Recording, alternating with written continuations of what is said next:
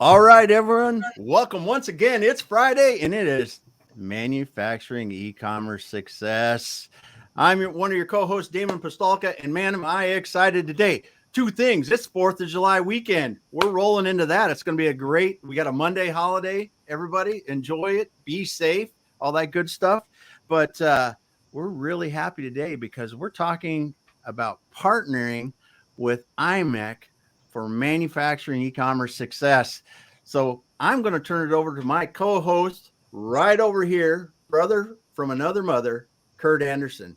Take it away, my friend. Hey, dude, how about this handsome guy over here? So, Damon, thank you so much, man. Appreciate you. Happy 4th of July weekend. What an amazing, wonderful weekend. What a great way to end the week here. Kick off July 1st with our dear friends. Man, we have a hot and heavy conversation. So, if anybody's out there today, drop us a note. Let us know you're there. Let us know where you're coming from. But I'm going to do a couple quick intros here. Man, we got Dan Bigger in the house. Dan, welcome. Happy July 1st, brother. So we have my dear friend, Gautam. Gautam, how are you, brother? What's happening, man? Doing wonderful. Looking forward to this session. Also looking forward to the long weekend. So I hope everybody's sort of relaxed, getting into the weekend mood, and sort of ready to have a fun 3 days.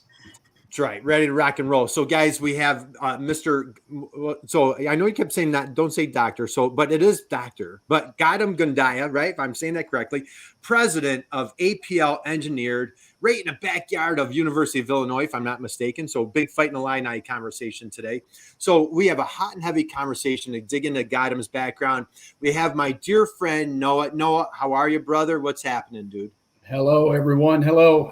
It's a beautiful day here in Southern Illinois, and it seems like the whole community is raring to go for this Independence weekend. That's for sure. That's right. We certainly deserve it, man. It's been a lot of things going on this year, a lot of craziness, but this is a nice time to just collect with friends, family, and just celebrate our country's birthday, if you will. God, how many years are we up to? It's quite a few, right?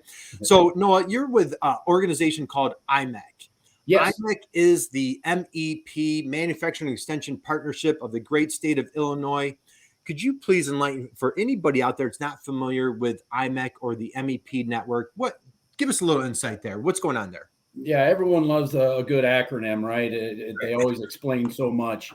So the MEP is a nationwide organization under the Department of Commerce, the Manufacturing Extension Partnership. And every state has a subsidiary group underneath that. So in Illinois, it is IMEC, the Illinois Manufacturing Excellence Center. And so all the other states, they have different names and different acronyms, obviously. And so we are here to promote and to assist and provide solutions to manufacturers throughout our state. And we cover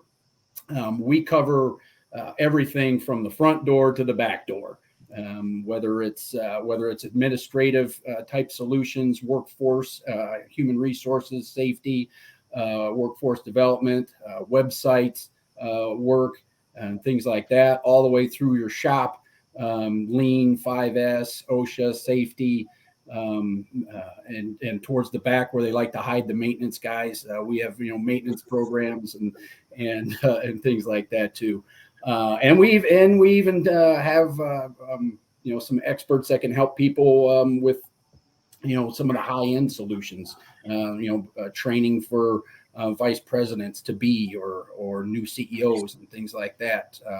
Acquisitions, mergers, and so we have access to like 50 some technicians within our state that all have their own area of expertise. And so I try to, visit with companies and learn about maybe what their struggles are. And then I'll try to grab our best expert to come in and offer some solutions for that particular subject matter. And then we also partner with many, many other subcontractors too, that we can dive into if our team is, too full on their schedule or if it's an area where, we're maybe not the best solution for, we'll team up with somebody else. And because at the end of the day, we just want to help manufacturing and, who does it and how it gets done. as long as it's helpful and offers a measurable solution, then that's what we're here for. Man, that is awesome, Noah. Thank you. And again, guys, please connect with Noah, connect with Gotham here. So great. We're going to dig deep into this conversation.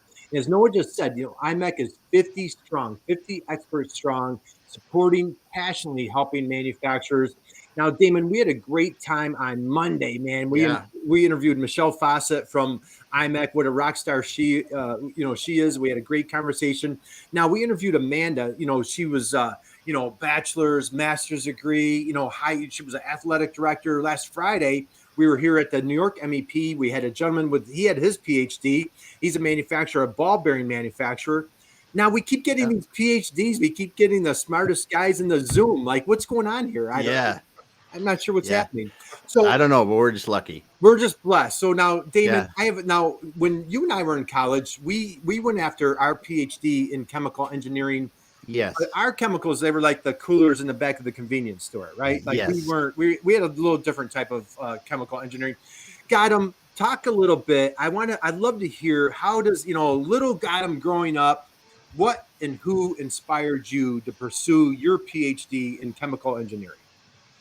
Or was it chemistry, right? Yeah, chemistry, right.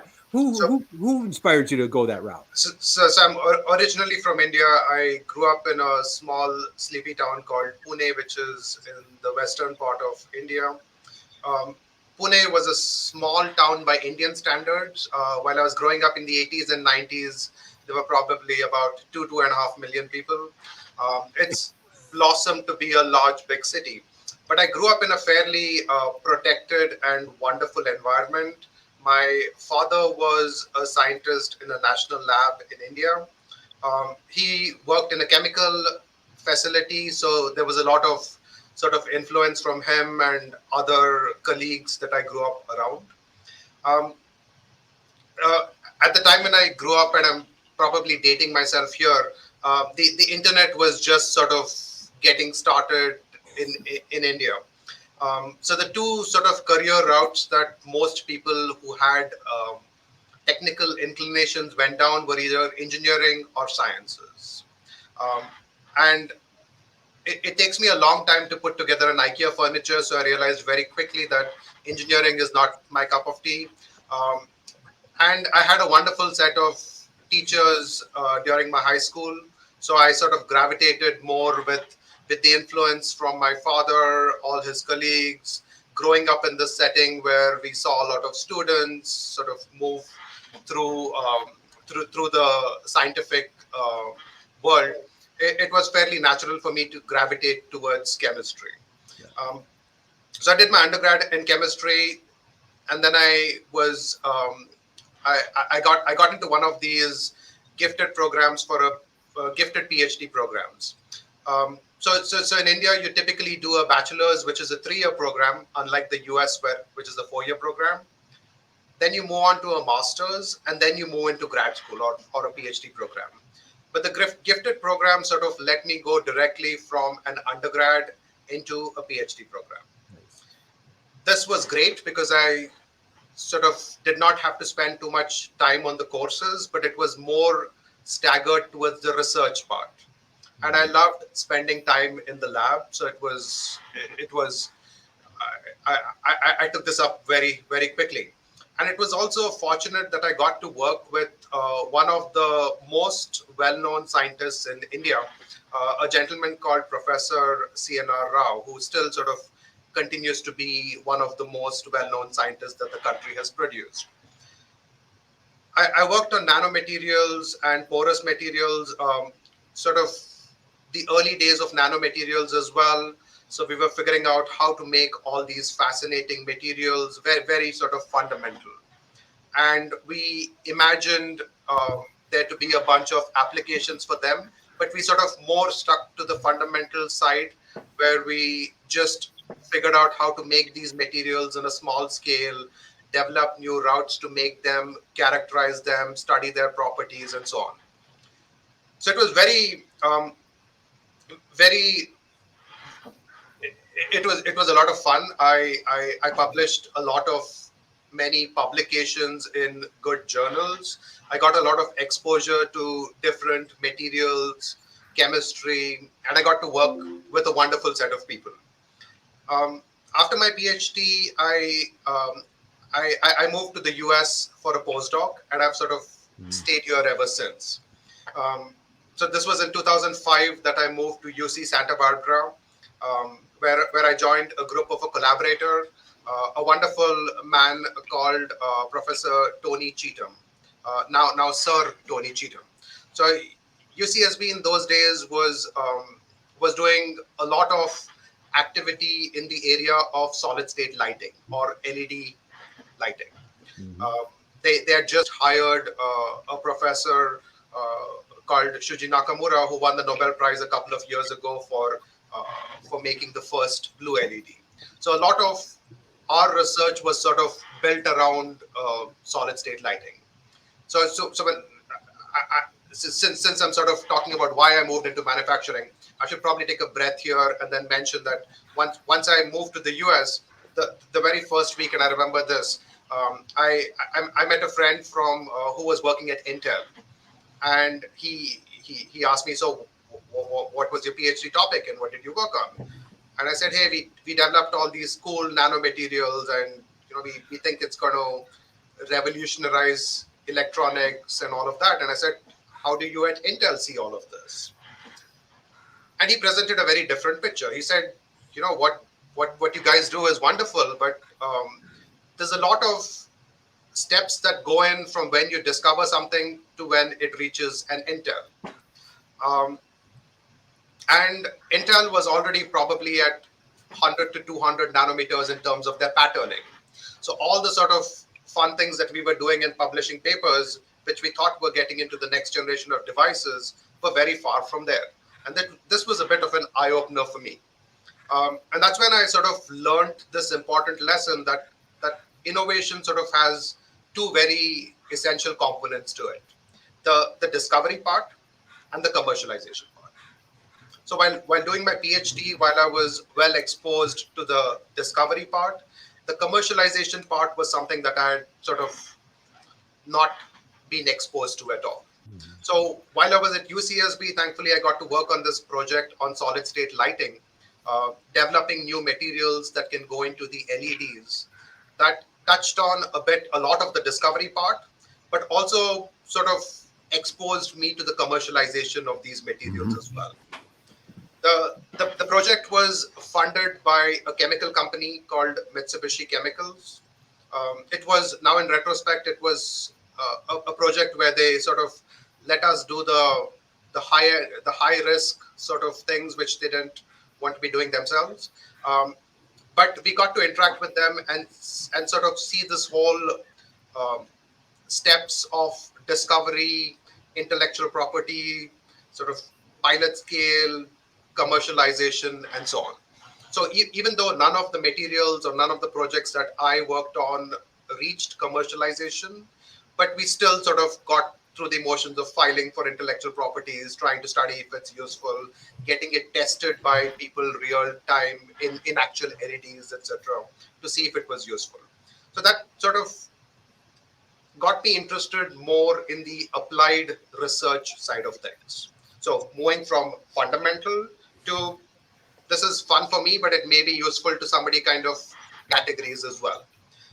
Now, I was a postdoc at UC Santa Barbara for 3.5 years. And then I moved to the Bay Area to join a national lab called the Lawrence Berkeley National Lab, where I was a research scientist for many years.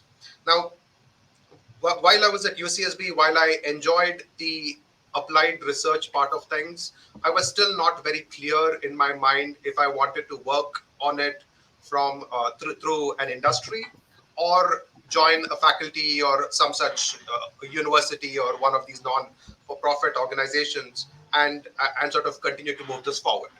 The national lab sort of gave me a space in between where I could work on applied things, but at the same time, it was more alongside scientists and researchers as opposed to students and teaching and stuff like that.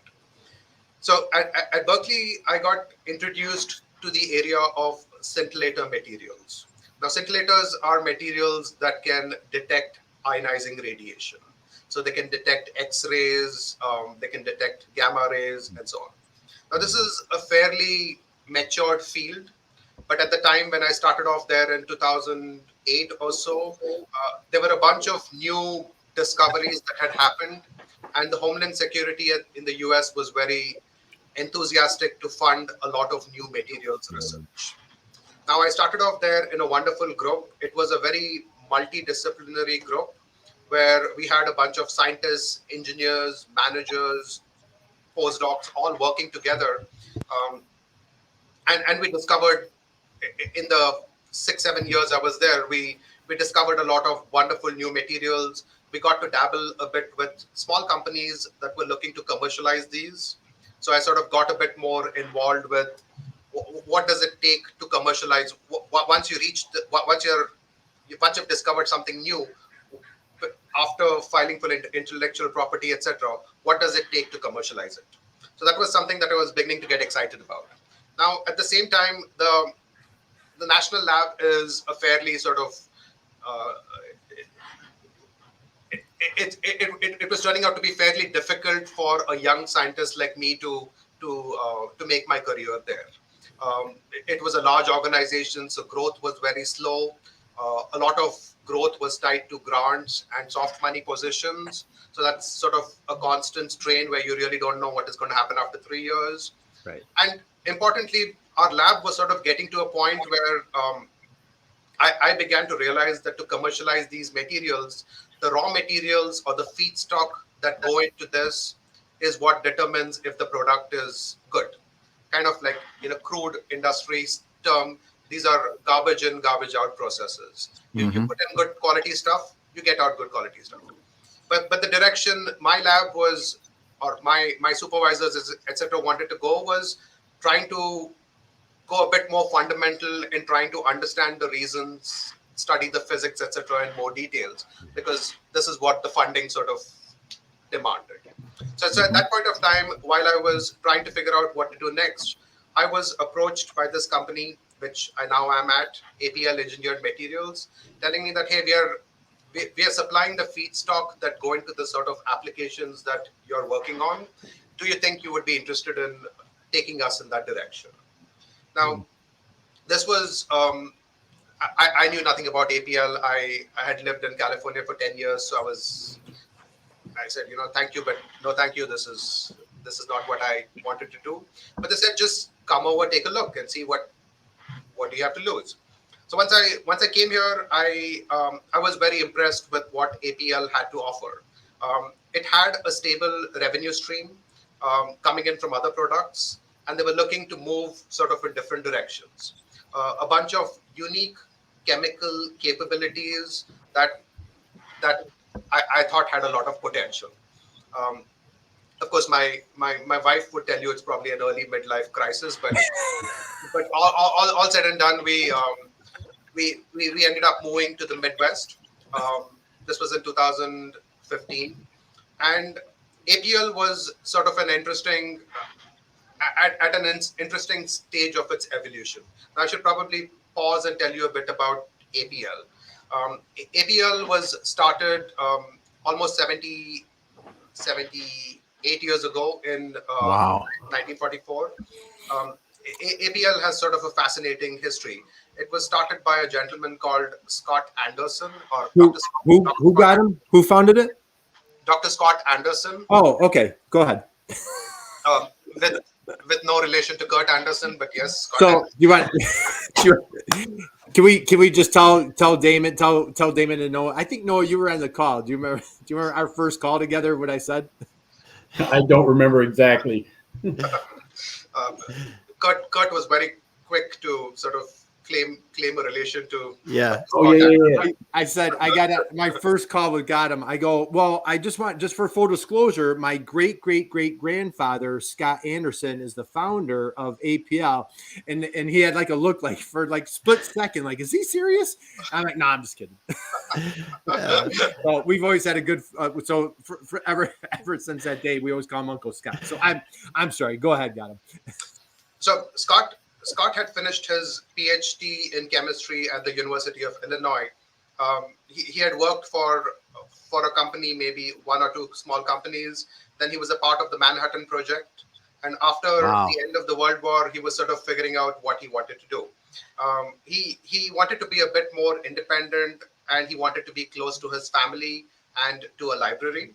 So he started off APL Engineered Materials at Urbana. It was, of course, called Anderson Physical Laboratory at that time. He started off doing fun sort of what in nowadays we would call contract R&D. So companies came to him and said, we have this problem, help us solve it. And he came up with solutions. Sometime in maybe the early 60s, he had a grant from the Atomic Energy Commission, which is now the Department of Energy, to purify this chemical called sodium iodide, which is used to grow scintillator crystals. So they were looking for something that is pure and dry. There was nobody who was able to make it sufficiently pure and dry. And Scott and his team started off working on this. They came up with a process to make it pure and dry. And this was coincidentally around the same time that General Electric with metal halide lamps. So these are lamps that need pure and dry halide chemicals. Now, for those of you who are not chemists, halides are materials that contain either chloride, bromide, iodide, or fluoride. So these are fairly, think of common salt. Common salt is sort of fairly easy to make, which is sodium chloride. But once you open it and leave it in your cabinet for long enough, it sort of turns into a rock. That's because you have a lot of moisture that gets collected. Now, if you're trying to remove all the moisture, it is not always an easy task, because when you're heating it, then it tends to react and form other undesirable chemicals. Now, sodium chloride is much easier to handle, but when you work with many of the other halides in the periodic table, they're a lot more tricky. So Scott and his team came up with a way to purify this. General Electric and Sylvania are looking for somebody who can do this. So they sort of connect, they go through a bunch of joint developments and all the sort of fun collaborations, and APL comes up with a product that can be used by these companies. It's fairly unique. It is very customized. So at some point of time, these companies sort of decide that we'll ditch our internal effort to make these, and we'll just work with APL. And as the lamps grow, we grow with them. Now, as we start working with these companies, they come to us and say, hey, we have other problems. So can you help us supply materials to solve that? So we sort of grow with them. We add more and more new products, and we have become a business with products all of a sudden over the 10, 20, 30 years that they work very hard. Now, in the mid-80s, as Scott was looking to retire, he sort of was looking to hand over the company and maintain its culture. And he found this then tiny company called Venture Lighting, which is based out of Ohio, to sort of move APL into. So Venture Lighting makes the lamps. APL makes the pills that go into the lamps. And we continue to supply the pills to all the other competitors as well. So you're fairly in the sort of unique position where you're supplying these very critical, small volumes, high value halide materials to all the sort of companies that are there.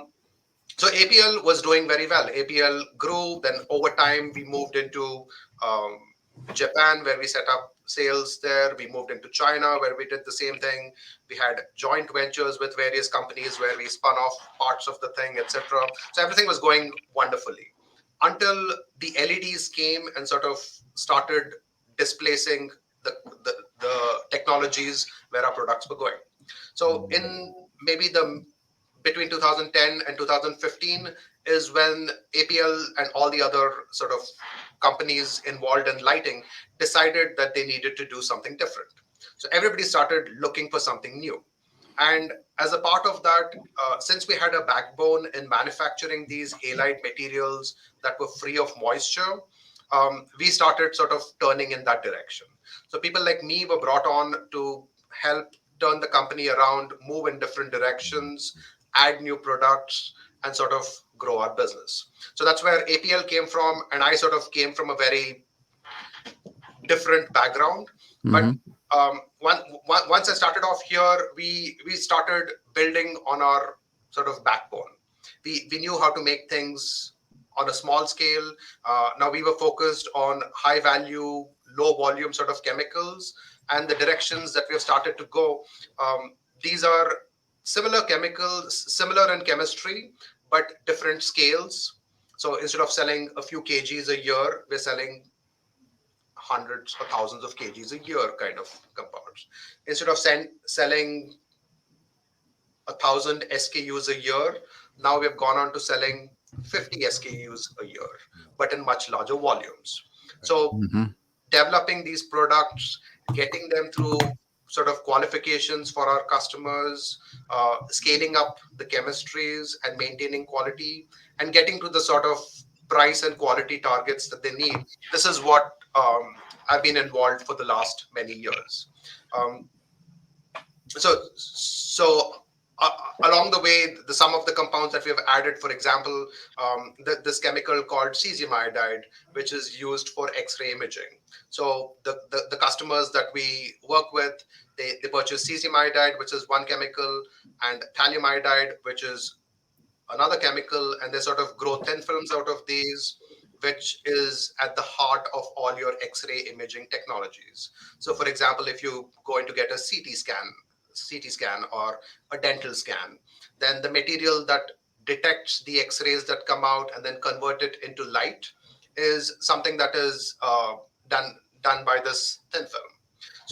So these are sort of customers that we work with, and these are sort of products that we make. Now, this process of so this is the product side of things. But it took a lot of organizational changes and changes in strategy for us to sort of steer the ship from the direction that we were going to a different direction. So, for example, we in the past, our R&D and product development was more focused on what I would call product-driven product development. So you do something because you think you want to do it, and then you sort of look for customers. But we sort of changed that and became more of a customer-driven new product development focus. So we go to you, the customers, and say, what is the problem that you're having, Curt? How can we help you? And then you come up and say, I'm looking for something that does this but doesn't do it well enough. And then we work on that. That was a big sort of change in strategy, because for our lighting products, we were the leaders, so to speak. So we could choose which direction the field could go. But now we are the followers. We are coming and trying to work with you. So sort of adding those collaborations in working with our customers more closely, then developing supply chains to help us get into these newer areas. Right. Getting our workforce trained on all these changes, right? Because many years ago, we have a wonderful set of employees who have worked very hard to sort of help us grow for all these years. But all of a sudden, you ask them to learn new skill sets, and you want to do it fast and efficient. Yeah. So got him. So all right, let's touch on a couple things. In manufacturing terms, though, it's amazing what you've done, because you went from a high mix, low volume to a low mix, high volume. Yeah. The type of manufacturing, and those are so different.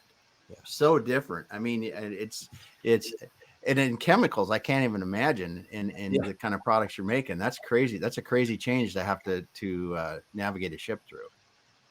Yeah.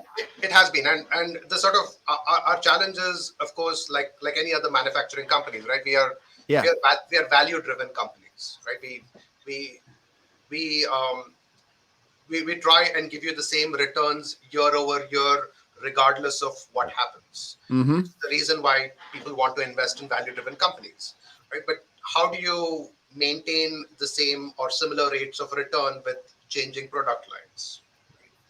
And your strategies have to be different. Yeah. So for example, when we to give you a couple of examples, when we scale up products, for example, in the past, the attitude more was let's do it ourselves.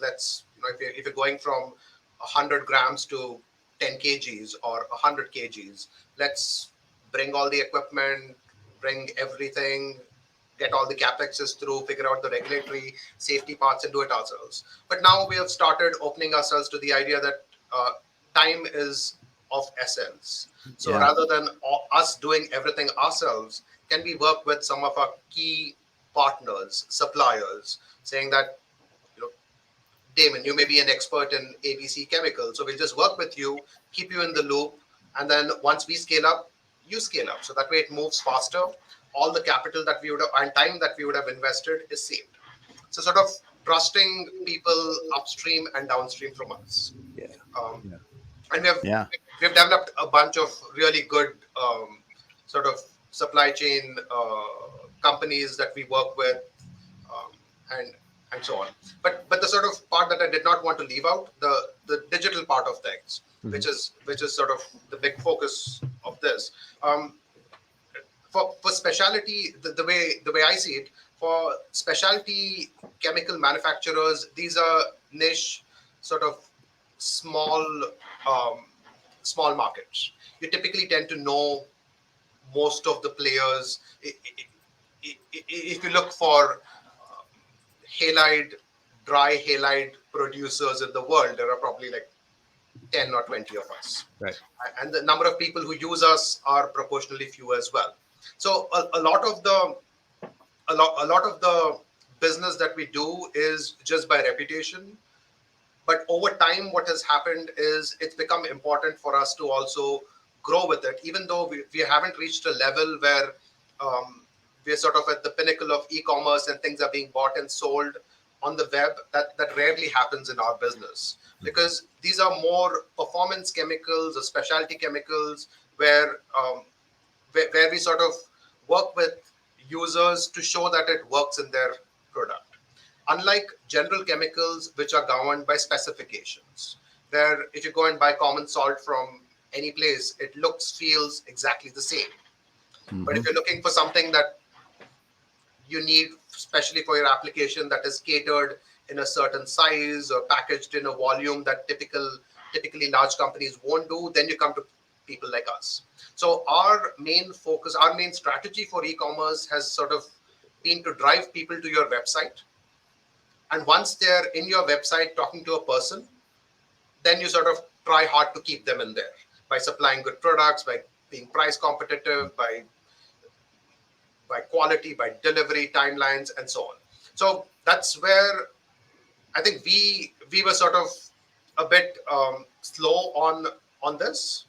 And I think we sort of had a website with all the information there, but we were not very proactive in trying to monitor and see how effective we are at trying to do all of this. So I think that's where I think working with Curt and his team and IMEC and his team has been really helpful for us, because that has sort of helped us develop some sort of processes and systems in place that would hopefully help grow our business further in the directions that we are going, but also in other directions that we need to go. Right. So, all right, a couple quick things. So as we come in, I think I lost track of time. Where are we? Top of the hour? Maybe we're over top of the hour. So we've got a couple. I want to give a couple shout outs here. So we've got Bonnie in the house, Val, Dan Bigger, Whitney joined us today, a couple other folks. So guys, happy Friday to everybody. Happy 4th of July weekend. Thank you for joining us today. Guys, you want to absolutely connect with Gautam here, president of APL Engineered, doing an amazing job with a chemistry company in Urbana, Illinois. We've got Noah here from IMEC. So I want to hit on, man, you just covered a ton there. Yeah. But one thing that was awesome. So for anybody out there that's, I'm in academia, I'd love for you to talk about like that how your transition personally going from academia into entrepreneurship. Say if somebody out there, they've been an employee, like, no, like, dude, you're a serial entrepreneur, you totally get it. But if you've been a civil servant or you've been in academia, you've been an employee for your whole career, and like this whole little entrepreneurial dream has been tugging at you, what advice or like, what was that transition like for you going from academia to entrepreneurship, and any advice that you would share that you think would be helpful for somebody making that transition?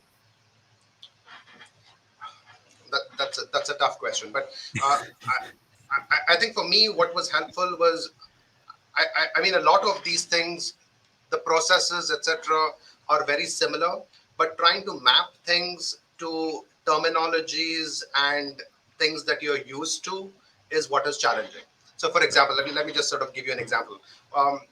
While we were in academia, we costed um, projects by we sort of went down the road of saying, if you want to do a project, you need these resources, right? You go down the road of saying, if I want to do a project with Curt, then we need so many labor hours from Curt, we need so many hours from so much, we need so much time on computers, etc., and you come up with a project cost.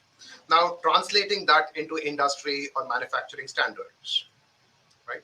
And when you go and meet, when I came and met professionals at APL, they would throw all these terminologies at me saying, this is how your P&L statement looks. And I would be like, right. What is a P&L statement? Right. Yeah. And then, so, but once you have an open mind and you say, okay, I'm willing to learn. And you say, okay, how does Curt's 1 hour tie into this whole thing here? And so once you sort of make the mapping, for me, that is what helped me. So in my mind, I'm able to toggle these very effectively. Right. The other thing is the timelines in manufacturing companies are very slow. If you're in an academic setting, if you want to try something, you just go and try it. Right. If you're in a manufacturing setting, you have a lot more at stake because somebody else is using the product at the other end. So you can't really be making process changes, etc., willy-nilly. You need to go through the sort of rules. So once you sort of get used to these things, then it becomes easier. Right. And what I love is, Damon, we talk about this all the time, as entrepreneurs, it gets lonely out there at times, Yeah. And, it's a vulnerability to say like, hey, raise your hand. I need help. And what's great, Gautam, you're talking about like bringing in other subject matter experts. What is a P&L statement? What is SEO? What are these little acronyms, And so what I'd like to slide into, let's start chatting about IMEC. Okay. How did IMEC come on your radar and what inspired you to raise your hand and say, hey, I need some help. I'm going to reach out to these folks. Can you talk about how did IMEC come on your radar and what inspired you to reach out to them? So the digital part was part of our strategy early on, where we knew that we had to change content on our website, we had to do these things. But I think where we fell short is we just developed the content and sort of left it as placeholders on the website. Mm-hmm. Nobody really monitors it all the time. And call me a skeptic here, but manufacturers, we are generally quite conservative in how we operate, right? Because that's why we are value-driven companies. So our strategy was to work with several sort of companies, sales representatives and other sort of well-wishers in helping draw those new inquiries to us. But at some point of time, it was, I think through either the Illinois Manufacturing Association or some of the publicity that IMEC does, it sort of reached me and our systems administrator, Lowell, who you've interacted with, Curt, and we said, hey, this is something that is sort of, we've been talking about passively doing it, but we have never really, because we have as a small company, you have too many things on your list. And we said, to even screen out the right professionals takes you a lot more time than actually doing the project, right? Yeah. So, and also being sort of in Urbana, in the small place, and not being a part of larger organizations, etc., it takes you a lot longer. So when it came through IMEC, because of course we knew a bit about what IMEC does, and the fact that it was paid for really helped. So all of these sort of helped in the right direction. Once we had the initial discussions with you and Noah, it was a very easy sell. We knew you guys were good at what you do. We knew that IMEC was sort of looking and working hard to help manufacturers like us. So the implementing part, you guys did all the heavy lifting. For us, it was mainly just being around and doing the small sort of homework assignments that you had. Yeah, that's awesome. So, I want to give a shout out to our dear buddy Lo. Lo, if you happen to be out there, if you catch us on a replay, man, Lo is absolutely awesome. He attended a bunch of our workshops. So, Noah, let's do this. I want to get you in the game here a little bit. So, again, guys, if you're chiming in, happy 4th of July weekend. Thank you for joining us. We're having an awesome conversation. President of APL Engineered, my dear friend Gotham. We have Noah here from IMEC, the Illinois MEP. Noah, I'd like to dig into a little bit of your background, dude. You have a fascinating background. Yeah. Damon, you and I have the honor, blessing. We interview tons of folks from the MEP network, and we are it never ceases to blow us away of the amount of talent, the passion, the skills that the MEP recruit. And the experience. And the experience too. Yeah. It's crazy. Oh, man. So Noah is a serial entrepreneur. He is a real estate investor, a dad of 5. His daughter is a wonderfully successful entrepreneur. Samantha is just crushing it with her business. His son is heading off to college to play football in the fall. So Noah, you have a lot of exciting things going on, but you've brought your talent, your skills, your gifts to the MEP network. I'd like to just share with everybody a little bit on your background and just, and your father and your brother, you guys had a machine shop. So you were a manufacturer yourself. I probably gave away a lot, but just share a little bit about your background and your passion. What excites you about IMEC and the MEP network? Well, what excites me before I forget that topic is, we're a non-for-profit. And a lot of times, and we lead with our acronym IMEC. And so oftentimes it's kind of a turnoff. But I haven't met anyone yet in our organization that hasn't been in manufacturing at some point in their career. Mm-hmm. And that is so incredibly important. Too often, like in my past experiences with different businesses and stuff, consultants would come in and try to help me with something that they have never done before. Mm-hmm. Or they've never dealt with before. They've never had to make payroll. They've never had to sit down and let somebody go, and they're trying to tell me how to do it. Right. Yeah. And I haven't met anyone in IMEC yet, or any of the MEPs that hasn't been in manufacturing at some point. Right. And that's what really excites me about it and drew me to it, because it was a way for me to channel all of my experiences, not only in manufacturing, but my other business settings and things that I've dealt with in my life, and even family business stuff, right. And then share those stories and share those struggles and successes with anybody that they might be able to find something that will help their situation. Yeah. And so I, grew up in a machine shop. My dad started a machine shop in his pole barn in the country. Oh, nice. One man show, fixing tractors and combines for the neighbors. And he had a Bridgeport mill and I don't, what was the lathe? I forget what it was, and a welder, and I'd sit out there, and me and my brother would sit on bales of hay and put our goggles on and just watch him weld all night long. And nice. So I just grew up in that environment. Worked, a part-time job at the machine shop, through grade school and high school, and so just always kind of had that vocabulary. And my father and my brother was always with me. They were the engineering, mechanical guys. They understood that way more than I did. But I just liked being around people and new things. And so, how it went, my brother called me up one day. He was full time with the machine shop, and him and dad needed help in the office. They didn't want to do any paperwork. So that's how they got me to come on board full time after I left college, and they turned over all administrative to me. And so I just started out cold turkey, teaching myself everything I could about the business world, and anybody I could call for help. Right. Taught myself accounting, taught myself what a P&L statement was, and put in the first computer in the business. So that, back in 1997. Hardwired the whole place with Ethernet. Got a network going, got a website up. All that good stuff. Right. Instituted QuickBooks. and bought an ERP system. So I got to do all kinds of investigative work with the ERP people.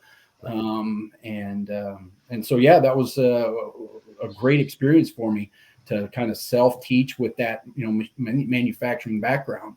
And then the family dynamics too, working in a family business. Then which led to me and my brother ultimately buying out our father and our mother too. At a certain point of somebody's career, when they own their business, they're kind of on cruise control. My brother and I were still young and dumb. We wanted to do all kinds of crazy stuff. And my dad was always like, hold on, guys, hold on. Grabbing the reins on us. And so finally we sat down and we said, hey, we want to go this way. And if we understand that you already mortgaged your house twice and you don't want to do that again.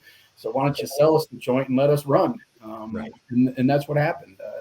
Mom and dad graciously stepped aside and let us buy it. And we grew it 4 times, went from about 10 employees to over 30 in about a 7-year period. And it was really, really successful, and I had a great time doing it. Right. Nice. That's phenomenal. Awesome. And that's what's great is and you just hit it right on the head, Noah. Time and time again, Damon, these are the types of conversations we have of, that vast experience. Look at all the experience that you learned, by School of Hard Knocks right there. And, how, for all of us, and it doesn't matter what age, but, as a young entrepreneur coming out of college, you're teaching yourself things, so when you have that mentor, when you have that trusted guide, that resource that you can lean on, count on for these things that you don't know. Yeah. That's where IMEC comes into play. I'd have saved a lot of time and headache if I knew IMEC was around. Exactly. So let's slide into this. So, Noah, you guys at IMEC, you launched this exciting, wonderful program called Grow Your Future for manufacturers. You guys helped over 125 manufacturers throughout the state of Illinois, from Chicago all the way down to the southern tip. Just share with the folks, what was this Grow Your Future project? And then I want to come back to what your experience was with this program. But how did this program come about? So this is an initiative that IMEC does, once, maybe sometimes twice a year, and where they'll choose a segment to concentrate on, and specifically for small businesses, generally, less than 50 employees. Right. And so this go around, the segment was, it was Grow Your Future with a concentration on website, social media, SEO, customer acquisition, those kind of things. And it was a free program. And the cost savings range, I've seen anywhere from $4,000 up to $8,000 that our customers realized in this solution for whatever problem that they had. Right. And this was a small window to sign up in, and then a small window to get this project done in. Start to stop was probably less than 90 days. And we partnered up with a lot of companies to help make this happen. And Curt was on a couple of the projects I know too. And so that's what it was, just a big swath of help across the state, all in one condensed format. Yeah, and it was fast and furious. And Damon, we've got a nice comment. I don't know if I'm going to pronounce this right. Is it Peter? Peter dropped a nice about so much passion coming from. So Noah, you're bringing the heat today, brother. Appreciate it. Yeah. So Adam, let's talk about it. So you had different options to choose from IMEC. You chose, it was, a little bit of stop being the best kept secret, right? How do we get a little SEO? What is this whole SEO thing? So you and I, with Lo, we had a great time. We dug into some different strategies. Now, there was a term that you and I kicked around. It was called the RICs. You remember those RICs? Do you remember that? What do you want to tell everybody what the RICs stand for? What does RIK stand for? The really important or ridiculously important keywords. Ridiculously important keywords. So what are some of these? You talked about it earlier, but I'd like to take a little dive here. Again, Damon, we're back in chemistry class, back in college, right? What you shared earlier, Gautam, what are some of these? What are some of the chemicals that you guys provide and sell at APL? So we make these dry multi-component halide salts. We make different chemicals like cesium iodide, lanthanum bromide, thallium iodide. These are sort of, I'm just throwing chemical names at you. But essentially, these are raw material feedstock that our customers use to grow single crystals that can be used for medical imaging, national security, oil well logging, or other applications. Yeah. And Wow. man, and you gave me a whole master class. Like Damon, I was stumbling on like trying to pronounce any of these. Yeah. And Adam was like so patient and so gracious, and he'd type in the chat box how to say these things. So here we go. Got him. You ready? Cesium iodide. How's that? Did I That's do okay? perfect. Perfect. All right. So lithium, I think we talked about lithium. So taught me all sorts of things. Now you gave me a really fun pasta analogy. Do you remember your pasta analogy? I did. Let's just enlighten everybody. What's this pasta analogy? What does pasta have to do with chemistry? So the one sort of, again, a strategy for us to grow and stay profitable and competitive. We sell these two chemicals to our customers who use it, and almost 70 to 90% of which is not converted into the final form. So it is essentially disposed of by them as hazardous waste. So and we have figured out a way to convert that back into the initial raw materials. So the analogy that I was giving Curt was that imagine that you make a very fine pasta on this warm summer evening, and you use some nice spaghetti and you use some nice pesto or sun-dried tomatoes, right? The spaghetti is fairly sort of inexpensive and easy to get, and there are quite a few people who can sell it to you. But the pesto and or the sun-dried tomatoes are equally important, and the cost per unit volume is really high, and you buy a really tiny amount of it. Now, once you're done, Curt, looking at him and how fit he is, he probably eats very little. And what does he do with the 70 to 90% that is left? So rather than him tossing it out, we've come up with a process that he can split it back into the pasta and the sun-dried tomatoes or the pesto. There you go. And we do it more as a service. So as a result, the raw materials sort of stay in play all the time. So from a sustainability point of view, you're not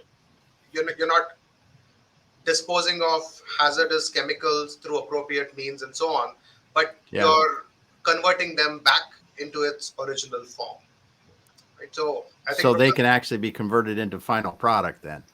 No, you convert it back into the raw materials, which they again get converted into the final product. Right. So from a sustainability and environmental point of view, it is wonderful.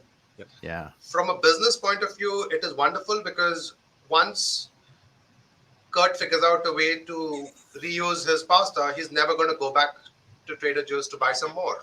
He's going to be sort of doing the same thing in his house, which is exactly what we want. So that way customers stay with us forever. Right. Yeah. Don't you love how God him just like really simplified it and like he dumbed it down for this guy, right? He just made it so nice and simple. So got him. That was awesome. So let's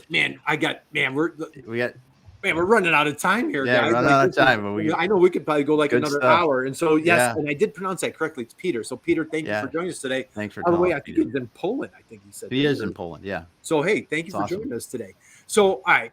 Got him. Let's talk about your relationship with IMEC. Was it a rewarding experience? Do you recommend for other manufacturers? Do you suggest, hey, I'm a manufacturer in another state, man, you really perked my ears up. Do you recommend your experience with IMEC that it was a rewarding experience for other manufacturers to consider with MEPs? For sure. It was something that was very beneficial for us. I think in addition to the RICs, I think what I learned specifically was in the past, we would tend to sort of try and be very broad with appealing to people. So we would try and spread out more rather than be more focused. So I think that was something that was a bit of a useful learning experience for me. We will continue to sort of go down this road and try and see how it influences our business.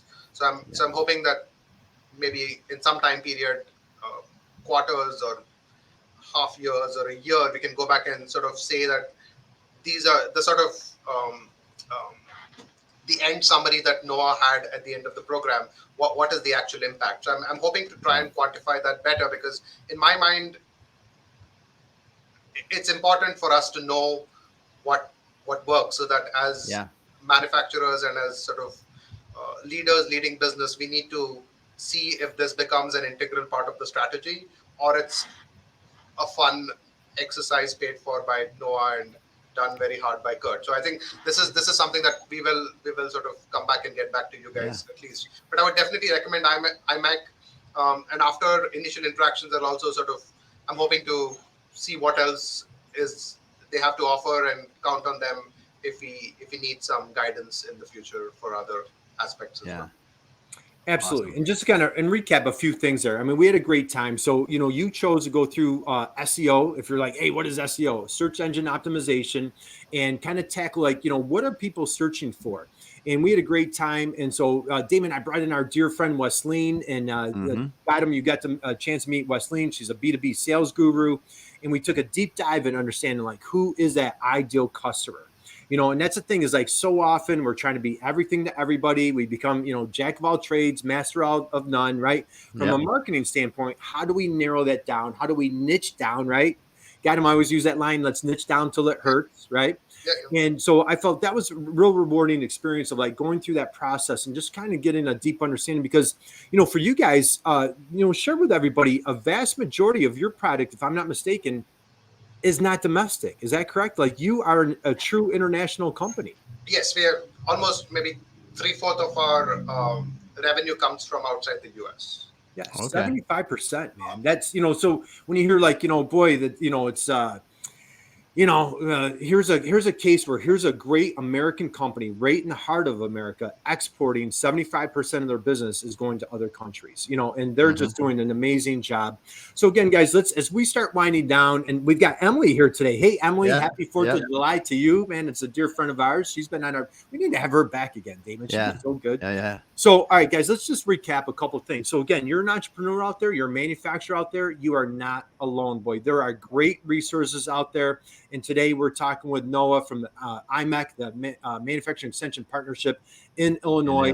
And they cover all sorts of different services. And Noah, what I'd like to do is we wind down. I'd love for you to give another quick recap on, if anybody missed it earlier, on what you guys provide. But what Gotham took advantage of was a great program. The MEPs do a lot of work with grant funding. And so when they attract those grant fund opportunities, boy, they are just boots on the street, helping manufacturers move the needle on different capacities of their business. And so what Gotham took advantage of is trying to stop being the best kept secret, and let's start attracting those new ideal customers, folks that are, get our keyword strategy hat on, right? Now, once Gotham starts crushing it on SEO, and now all of a sudden he's overwhelmed with new leads, you guys can help with all sorts of other functions, from operational excellence, lean, helping with capacity. You talked about exit strategy and planning, which is Damon's expertise. But just do a recap for everybody out there. What are some of the services that you guys provide at IMEC? Okay. Oh, wow. I mean, there's just so many, and for example, right now, one of the biggest struggles that manufacturers are dealing with is workforce related. Right. Yeah. And so we have a couple different programs and solutions for recruiting and retention, which are really popular at the moment. And then in addition to that, the retention piece often includes training for existing employees. There's been a very, very strong uptick in manufacturers concentrating more on training their supervisors on how to be better leaders and how to better communicate with their team, and so that the team feels more like that they're a part of the organization and a part of the process and a part of making the customer happy.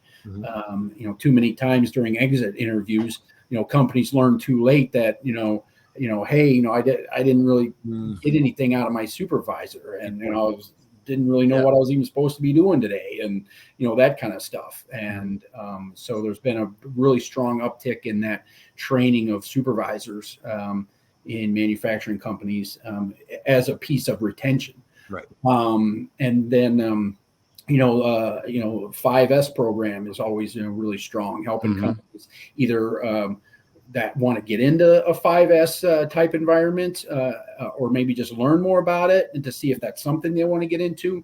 And even companies that, instituted 5S maybe 5 years ago, and it's kind of fallen apart a little bit, through turnover of personnel, or just got so busy with sales that some of the strategies of 5S kind of fell by the wayside. And we can come back in and, clean it up a little bit, do some retraining and reorganizing there.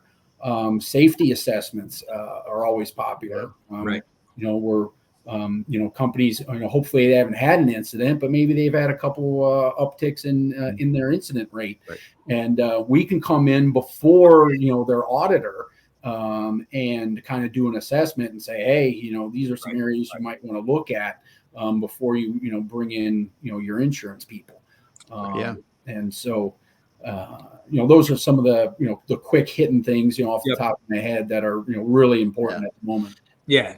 And I think, Curt, you mentioned one thing, and Noah, I'm sure you'll agree with this, is that manufacturers should be familiar with their local MEP. Their local MEP should be familiar with them and their challenges, because these grant opportunities come up, different ones all the time, right? And so the MEP might get a grant, but if they don't know you're looking to do lean training or more digital, the digital transformation, they don't know who to talk to.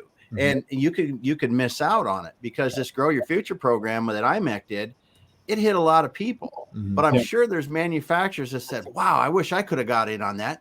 Well, if they would have reached out to the IMEC and get with their local representative and talk to them about their company, just talk to them about it, because they got people like Noah that are out in the field talking to manufacturers every day to learn more about the challenges. And like Noah said, they're out there to help. If they can't help today, they're still going to be thinking about you tomorrow. Right. And when these grant opportunities come up, you might be able to take advantage. It's just there's so much help there. I can't not stress that. Yeah, I know. And I'd be remiss, Noah, we need to get a shout out to your team. And, I would really be upset with myself if we didn't get, like Melissa is just absolutely phenomenal. Your director, Dr. David Belay, another PhD, Damon, great leader and just very passionate about manufacturing. I was on a call with Simone and Paula yesterday. They've actually hired a diversity. Paula is their diversity person.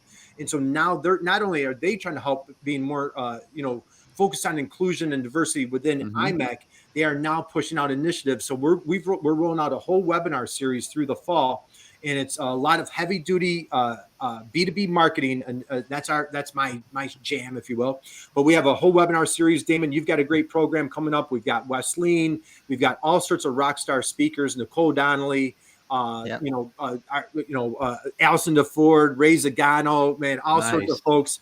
Sharon, who you and I did a podcast with this week. Yep. So we've lined up a whole webinar series at IMEC, and they're also focusing on diversity. They're doing a supply chain webinar with SNEA, Sarah Scudder, and our dear friend DC. So anyway, lots of exciting things going on. You've got Christy Johns, you've got Michelle Fawcett, you've got, we could go on and on with all the rock stars at IMEC. So again, we want to give a shout out to the whole team. So, all right, we'll wind down, guys. We're heading over. I know we could go on and on for an hour. Yeah. We're over an hour.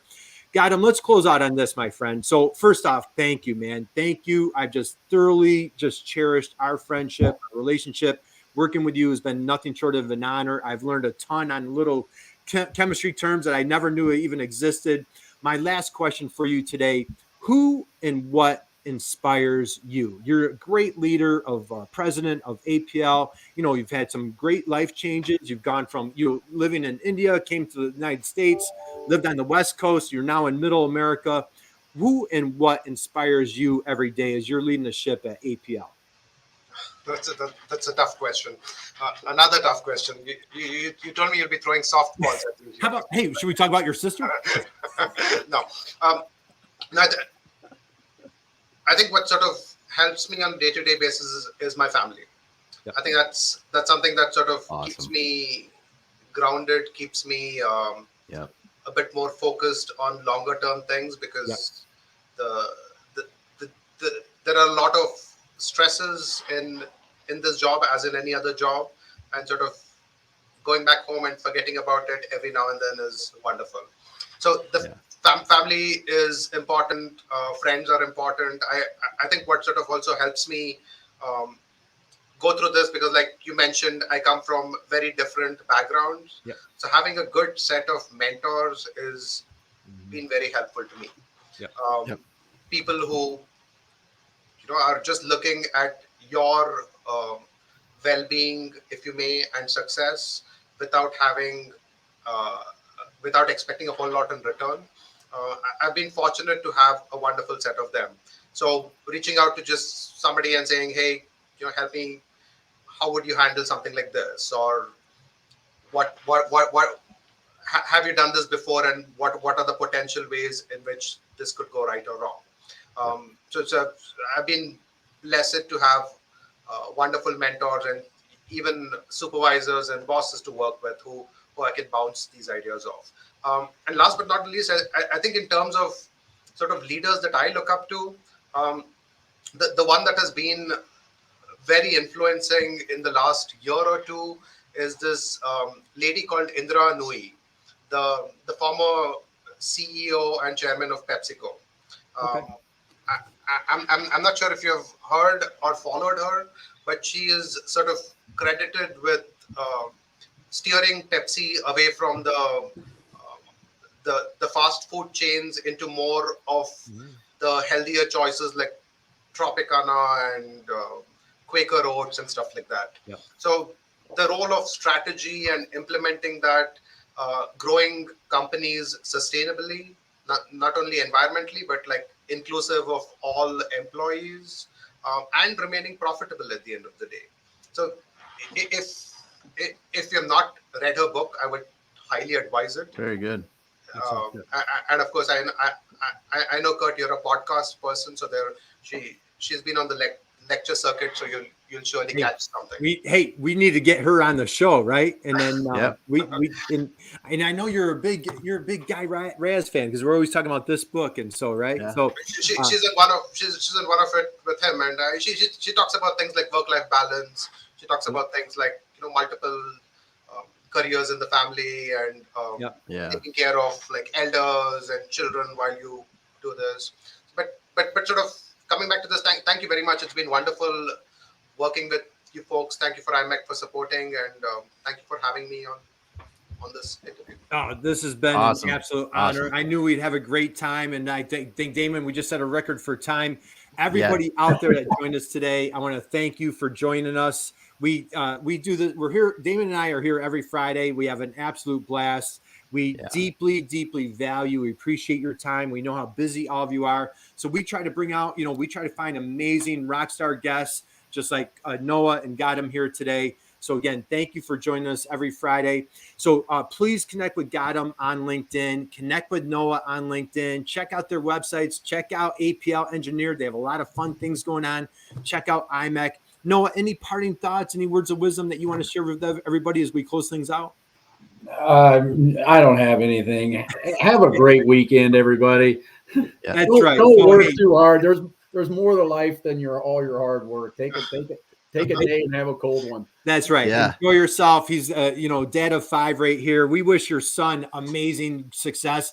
He's off to playing college football in Iowa next month, and so God bless him. God bless your family. Thank you for joining us today. We appreciate your passion, Noah, everything you're doing. Gotham, thank you for joining us. Guys, have a wonderful, safe, amazing 4th of July. Let's be patriotic. We're all Americans this weekend, and just, have a good time. Be safe. Just spread a little love with each other, right? Damon, stay safe. Stay away from those fireworks, Damon. All right. So, hey, take it away and let's close it out. All right. Thanks, everyone, for being here once again at the Manufacturing E-Commerce Success. Yes. Have an awesome 4th of July weekend. I want to thank Gotham, thank Noah, thank everyone for listening. When you got Peter, you've got Dan, you've got Valerie and Whitney and everyone else that listening. Thanks so much, Emily. And just thanks so much. Big hi to Hasselberg today. Hasselberg too. Yes. Thanks so much, everyone. And we will be back again next week with another interesting guest or guests to talk about manufacturing e-commerce success. Noah, you're going to love this. We have a woman, Janelle Lee from the Cleveland MEP. It's called Magnet MEP. Yeah. It's Janelle Lee. And the title of our program next Friday, Janelle Lee is bringing sexy back to manufacturing. So this Right. is she's like bringing sexy back to manufacturing. She's like, we're making manufacturing cool again. So if you want to catch us next Friday. So Yeah. all right, guys, thank you. Thanks everyone. We're out. Bye. Talk to you later.